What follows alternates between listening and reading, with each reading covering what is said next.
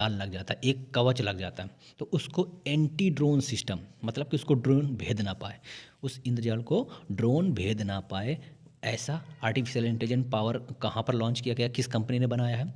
तो green robotics. Robotics, robot को कोई तोड़ फोड़ नहीं सकता, तो रोबोटिक्स हो गया, है ना। रोबोट को कोई लोहे की चीज़ को कौन भेद पाएगा? तो रोबोटिक्स, तो ग्रीन रोबोटिक्स ने इंद्रजाल तैयार किया है। इंद्रजाल कोई एंटी ड्रोन है, तो ड्रोन कोई भेद नहीं पाएगा, ठीक है।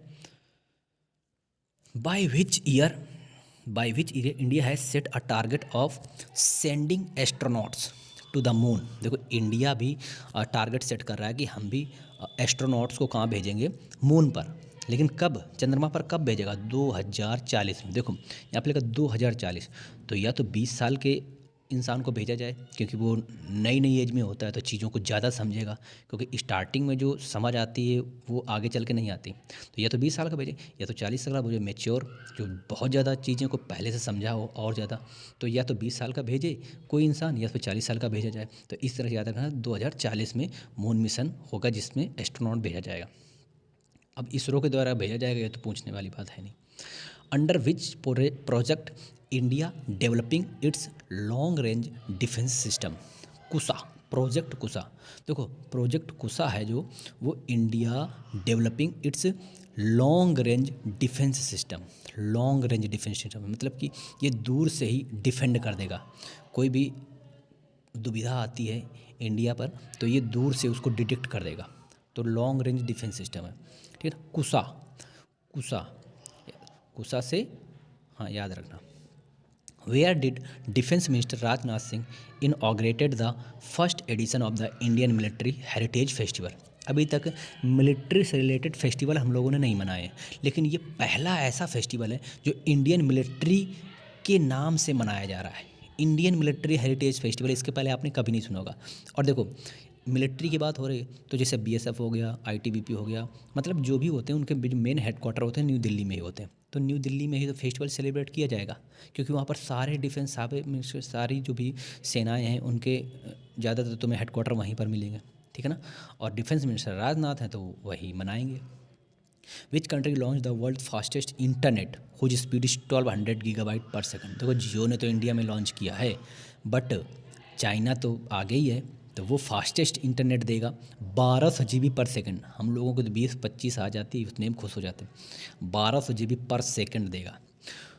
Who discovered a rare metal tantalum in Sutlej river? देखो सतलज रिवर की अगर बात करें तो ये इंडिया में सिपकिला रेंज से, सिपकिला दर्रे से प्रवेश करती है भारत में, हिमाचल प्रदेश में। तो सिपकिला दर्रा हिमाचल प्रदेश में, सतलज नदी सिपकिला से प्रवेश करती है, और जैसे प्रवेश करती है तो उसको पानी उसका टन टन टन टन टन टन टन टन बहता है। तो टेंटलम, जब सूर्य की किरणें पानी में पड़ती हैं और कलरव करती हैं ना उसकी धारा, पानी पत्थरों से टकराता है तो टन टन टन टन टन टन करता है। तो टंटलम इन सतलज, तो टंटलम जो मेटल है वो सतलुज रिवर में मिला है।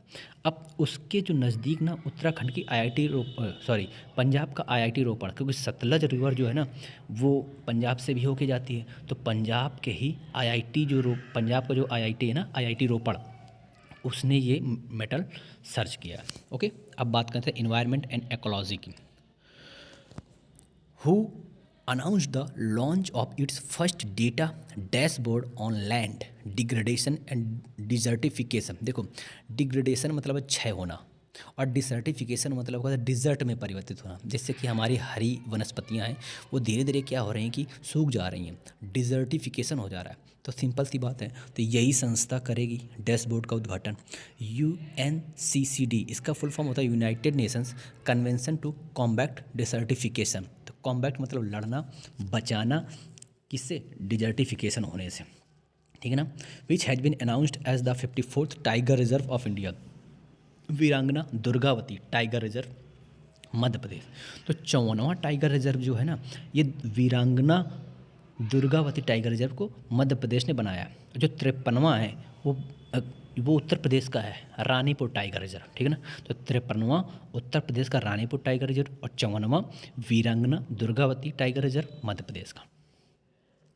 उत्तर प्रदेश और मध्य प्रदेश के बॉर्डर ऊपर नीचे हैं, ऊपर उत्तर प्रदेश नीचे मध्य प्रदेश। तो 53वां रानी और नीचे दुर्गावती। तो रानी से रानीपुर टाइगर रिजर्व, और नीचे आ जाओगे तो दुर्गावती टाइगर रिजर्व, ठीक है ना। Where was India's first liquid nano di ammonia phosphate plant inaugurated. देखो, इंडिया ने पहला liquid nano di ammonia phosphate plant inaugurated किया है, कहाँ पर? गुजरात में, गांधीनगर में। अच्छा, गांधीनगर की जगह कलोल में स्थापित किया है। तो देखो, इसका मतलब क्या है कि जो हम खाद यूज़ करते हैं एग्रीकल्चर में, एक 50 किलो की बोरी होती है ना, फिर 2 बोरी खाद लग जाती है, लगभग 1 कुंटल खाद हम लोग खेतों में डाल देते हैं। तो उस 1 कुंटल खाद डालने की बजाय हम 10 लीटर या 20 लीटर का लिक्विड के रूप में डाई अमोनिया फॉस्फेट छिड़क देंगे और उससे हमारी पैदावार अच्छी हो जाएगी। तो ये सबसे पहले गांधीनगर में ये खोला गया है, ठीक है, डेवलप की जा रही है। Which city has been declared by the central pollution control board CPCB as the city with the cleanest air in the country? तो आइजॉल। देखो, आई में अगर कुछ पड़ जाए तो धुंधली हो जाती है, तो आई साफ़ होनी चाहिए, क्लीन होनी चाहिए। आई कैसी होनी चाहिए? क्लीन होनी चाहिए। आइजॉल, मिजोरम की राजधानी आइजॉल, ठीक है ना। आइजॉल तो याद रखना। क्लीनेस्ट एयर, कहाँ की एयर क्लीनेस्ट है? आइजॉल की। और किसने डिक्लेयर किया है? CPCB, central pollution control board. Where is the India's first green hydrogen fuel cell bus launched? ये क्वेश्चन शायद मेरे IB के पेपर में आया था। Where is India's first green hydrogen fuel cell bus? तो ग्रीन हाइड्रोजन की बात कर रहे हैं तो दिल्ली में NGT, नेशनल ग्रीन ट्रिब्यूनल का जो हेडक्वार्टर है वो नई दिल्ली में है। ये क्या करता है? सारे इन्वायरमेंट से संबंधित सारी चीज़ों को देखता है ना। पेड़ पौधे जैसे कोई अगर काट रहा हो तो NGT से कंप्लेन कर दो तो उसके खिलाफ एक्शन लिया जाता है। तो फर्स्ट ग्रीन हाइड्रोजन की बात हो रही है। फ्यूल सेल बस कहाँ पर लॉन्च की गई? दिल्ली में। हु लॉन्च्ड इंडियाज फर्स्ट, और ये बस लॉन्च किसने की है? इंडियन ऑयल कॉरपोरेशन ने। तो उसके जस्ट नीचे अगला क्वेश्चन है कि who launch India's first green hydrogen powered bus? तो Indian oil corporation. Which city has been announced to build India's first wetland city? Wet मतलब गीली सिटी, मतलब जहाँ पर आर्द्रता ज़्यादा हो, नमी ज़्यादा हो। तो जो उदयपुर है ना, उदयपुर को हम द सिटी ऑफ लेक्स भी कहते हैं, झीलों का शहर कहते हैं उदयपुर को। तो जहाँ पर झीलें होंगी तो वो तो वेटलैंड होगा ही होगा ना। तो built India's first wetland city Udaipur. Which city has been announced as the first solar city of Uttar Pradesh? तो solar city of the Uttar Pradesh Ayodhya में 22 तारीख को भगवान राम मंदिर का इनॉग्रेशन होगा बाय नरेंद्र मोदी जी, ठीक है ना। तो अब देखो, इतना बड़ा मंदिर रहेगा अयोध्या में, इतना बड़ा राम मंदिर बन रहा है, तो उसको संचालित करने के लिए एनर्जी चाहिए। तो एनर्जी देखो, ग्रीन एनर्जी चाहिए तो सोलर लाइट बनानी पड़ेगी। सोलर से पूरे राम मंदिर में लाइट का सप्लाई की जाएगी। तो फर्स्ट सोलर सिटी, इसीलिए उसको सोलर सिटी ही नाम दे दिया गया अयोध्या को, ठीक है ना। Who became India's first green energy archaeological site? Archaeological मतलब होता है जहाँ से खुदाई करके चीज़ें निकाली जाती हैं ज़मीन से, तो वो उसका स्टडी करते हैं आर्कोलॉजिकल विभाग के जो ऑफिसर्स होते हैं। तो सौर टेम्पल कहाँ पर? तमिलनाडु में। सौर टेम्पल कहाँ है? तमिलनाडु में। वैसे सौर की बात करें तो तट किनारे को बोल देते हैं। तो वो मंदिर है तमिलनाडु में, तो वहाँ के first green energy archaeological site है, ठीक है ना। Which state started India's first polythene waste bank for sustainable waste management? तो पॉलीथीन वेस्ट बैंक मतलब पॉलीथीन जो वेस्ट है एक तरह से उसको कलेक्शन का काम होगा। इंडियाज फर्स्ट कलेक्ट करो और उसको सस्टेनेबल वेस्ट मैनेजमेंट बनाओ। देहरादून जब उत्तराखंड आप जाओगे, देहरादून में काफ़ी वहाँ की एयर भी क्लीन है और साफ़ सुथरा है। तो वहाँ पर पॉलीथीन वेस्ट ना हो इसके लिए ये पॉलीथीन वेस्ट बैंक बनाया गया है, ठीक है ना। कहाँ पर? देहरादून में। अब स्पोर्ट्स की बात करते हैं। हाईएस्ट विकेट टेकिंग बॉलर इन ODI क्रिकेट वर्ल्ड कप 2023, सबको पता है मोहम्मद शमी ने इस बार वनडे क्रिकेट में 24 विकेट लिए हैं। सबसे कम मैच में सबसे ज़्यादा विकेट, मतलब जैसे 4 मैचों में कोई हो सकता है 10 ही विकेट ले, लेकिन इन्होंने सबसे ज़्यादा विकेट 24 विकेट लिए हैं, ठीक है ना। तो मोहम्मद शमी की बहुत सारी रील्स भी इंस्टाग्राम पे और फेसबुक पे वायरल हुई थी। Batsman who scored the most run in the ODI cricket world cup? Virat Kohli ने सबसे ज़्यादा रन बनाए 765, और विराट कोहली के ही नाम पर इसी वर्ल्ड कप में 50 सेंचुरी बनाने का रिकॉर्ड भी इनके नाम हुआ है। देखो, सचिन तेंदुलकर ने भी 50 सेंचुरीज कंप्लीट करी हैं, हालांकि उन्होंने 100 सेंचुरी करी, लेकिन उनकी टेस्ट और वनडे की सबकी मिला की 50 नहीं है, लेकिन विराट कोहली ने सिर्फ वनडे क्रिकेट में 50 सेंचुरी मारी है, ठीक है ना। After how many years the inclusion of cricket in the Olympics 2028 will the take place. 128 साल बाद, तो 2028, 128 साल बाद मतलब 2028 में ओलंपिक में भी क्रिकेट को इंक्लूड किया जाएगा। हालांकि ओलंपिक जो होते हैं अभी तक उसमें क्रिकेट नहीं होता है, क्रिकेट गेम इंक्लूड नहीं है। अब 2028 से, कब से, 128 साल बाद 2028 में क्रिकेट को भी इंक्लूड किया जाए। हो सकता है 20-20 ओवर का खेला जाए या फिर का छोटा कर दिया 10-10 ओवर का, लेकिन क्रिकेट इंक्लूड होगा। Who became the first cricketer to score 50 centuries in the history of ODI cricket, Virat Kohli, ठीक है ना। ये पहले क्रिकेटर हैं जिन्होंने सिर्फ वनडे में 50 सेंचुरी मारी है, Virat Kohli.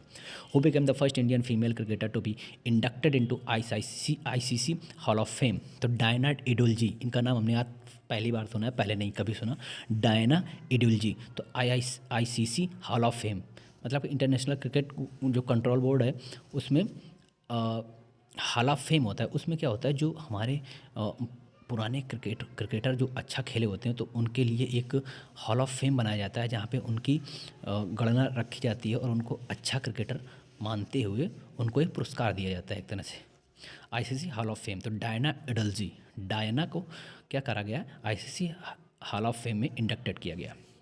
Who became the first player in the world to be timed out in the history of international cricket. इनकी किस्मत देखो कितनी ख़राब है, ये इन्होंने इतिहास बना दिया। ये पहले क्रिकेटर हैं क्रिकेट की हिस्ट्री में जिन्हें पहली बार टाइम्ड आउट कर दिया गया। टाइम्ड आउट का मतलब होता है कि जैसे कि आप क्रीज पर खेलने जा रहे हैं मैच, तो तुम्हारे पास 2-2.5 मिनट या 3 मिनट का समय होता है कि जाकर तुरंत आपको 2.5 मिनट के अंदर आपको गेंद लेने के लिए, मतलब गेंद खेलने के लिए तैयार होना पड़ेगा। अगर ज़्यादा समय लगाते हो तो आप आउट करार दिया जाओगे। तो एंजेलो मैथ्यूज श्रीलंका के खिलाड़ी हैं। ये जब वहाँ फील्ड पर पहुँचे थे, पता चला इनका हेलमेट टूटा था। हेलमेट के जो नीचे वाली बांधने वाली बद्धी होती है ना, वो टूट गई थी इनकी। तो इन्होंने दोबारा हेलमेट मंगाया, तो उस हेलमेट को मंगाने में पहनते पहनते इनको 3 मिनट से ज़्यादा हो गया।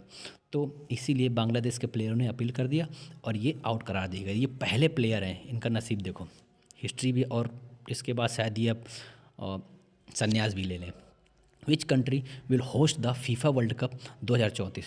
2034 का FIFA world cup Saudi Arabia में खेला जाएगा। फीफा वर्ल्ड कप 2034 का सऊदी अरब में खेला जाएगा। Okay, thank you.